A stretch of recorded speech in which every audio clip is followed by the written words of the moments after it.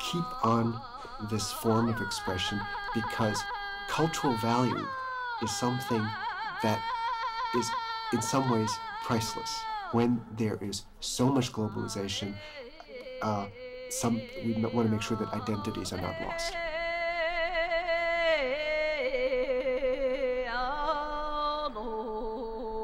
Although she has visited Canada twice before, this is Zola's first time in Montreal. She feels at ease right away, comparing the climate here to the bitterly cold, snowy winters of her homeland.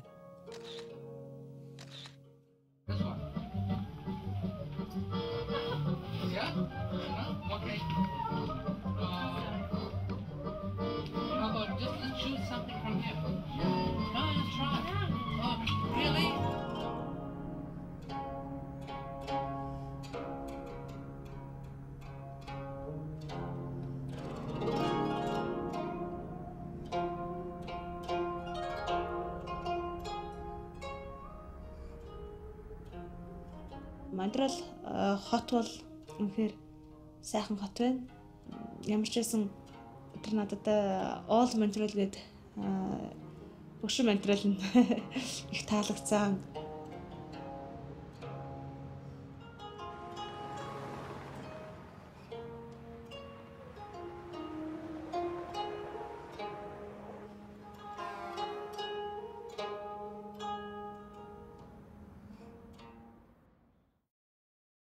I came to Montreal with my husband in the winter of 1995. I saw this landscape covered with snow, but then summer came and I loved it.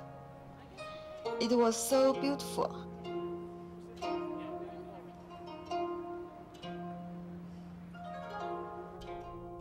I really love Montreal very much. This is a unique city. People here, they are very friendly and warm.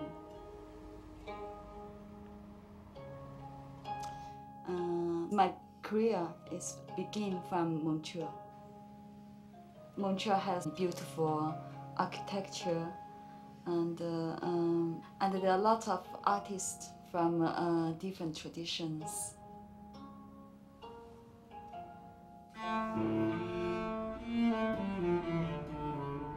When I first came to Montreal as a child, I felt this was a very unique place. There's something about Montreal in particular. Artists thrive here. There are a lot of things going on as far as the arts are concerned.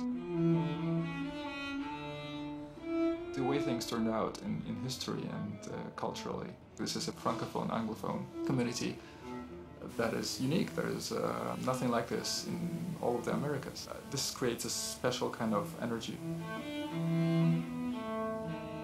It's got so many cultures here involved, and that create a unique blend of things that are only possible here. And Montreal, of course, is a place where all those different cultures meet. And I think this project that we're doing is, to an extent, representative of what can happen here.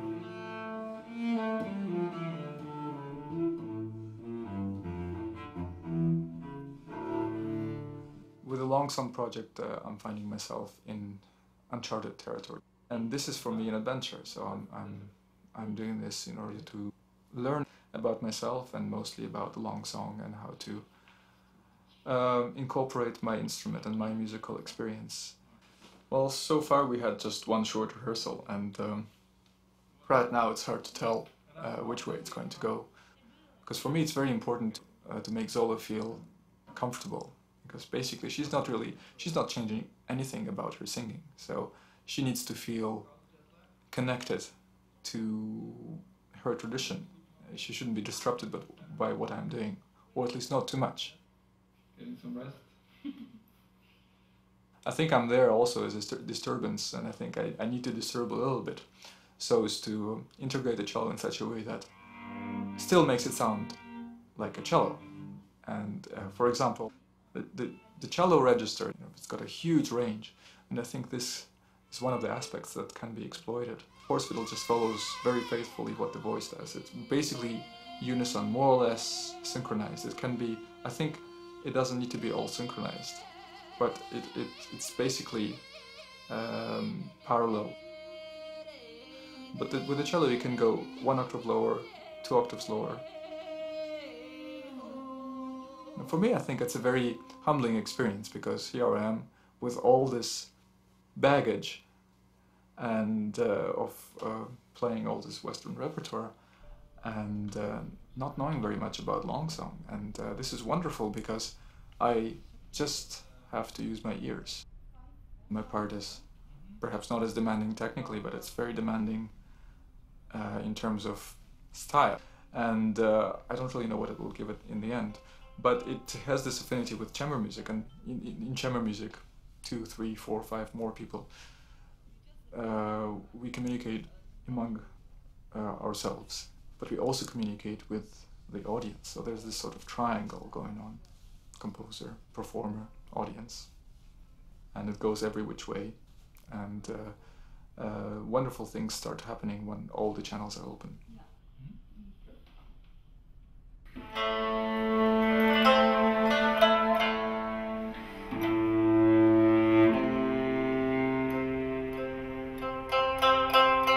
Well, I think art is there to depict the human experience, and our personal experience can tie into enriching that. I mean, it just inevitably becomes part of what we do as an artist. For example, when I was 12 years old, just before we left Russia, my brother, who was 8 years older than I, died accidentally. And that was a very, very tragic thing, of course. And this is one of those pushes that life gave me, where I just put this extra energy into music, because I needed to express this pain in this instance. For example, I was playing a piece that was fairly intense, and I think the day I learned that my brother died, I just pledged that I was going to put this experience into this music. And whenever I had something that could convey this kind of emotion, that I would use that. And I think those things are very important in order to stay true, in to find the right tone when you're working on things. Of course, there are much lighter things in music as well. For example, when I had my children, this is something that, of course, brought a great deal of chaos in my life, but also, for example, the playfulness that one gets from learning how to be with children. And just actually all the things that I've missed in my childhood when I was practicing so hard, I'm learning since a few years. I'm compensating now with my kids.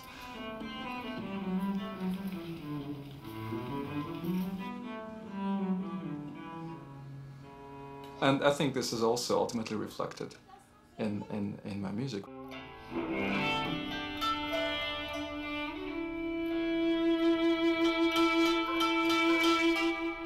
This is unique because this is going to be using 3 voices, 3 musicians who've never worked together. 3 of us together. I've worked with Liu Fang before, but not with Zola. And for instance, for myself, I'm using written music. Of course, I'll be changing some things here and there. Perhaps Michael Osterley will still change a few things, and I'm free to change a few things. Long songs are based on 5-note scales, and once you know those 5 notes, very quickly you can pretty much predict what the next note's going to be. But in an experienced long song singer, you get an incredible range of expression, and you also get a pretty impressive range of colors and of register too. I mean, these singers can sing very low and very high. One of the things that I did right away with the long song was just to imagine how could an instrument communicate that same quality. And it wasn't very difficult to try to imagine that for the cello, because the cello has similar quality.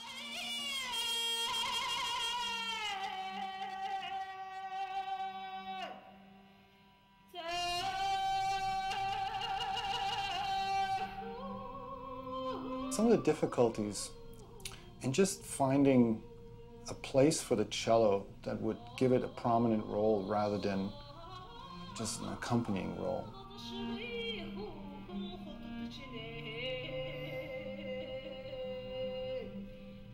For me personally, it was very wonderful to spend a period of time closely involved with the music of another culture. It's something that when it comes your way, there's always something new to discover. And there's so much similarity between all music. You know, there's certain fundamentals that we're all dealing with.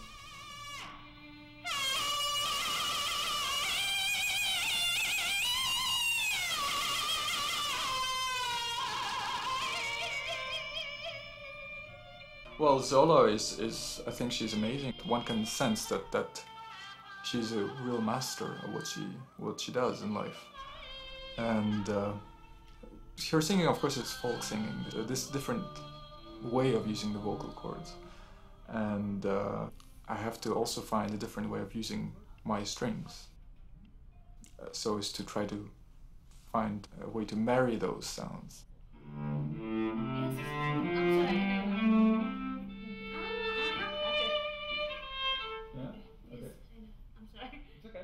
Basically, what the work that we have to do now is find a language, an area where we can all meet, where we have a musical conversation, where we are attuned to one another.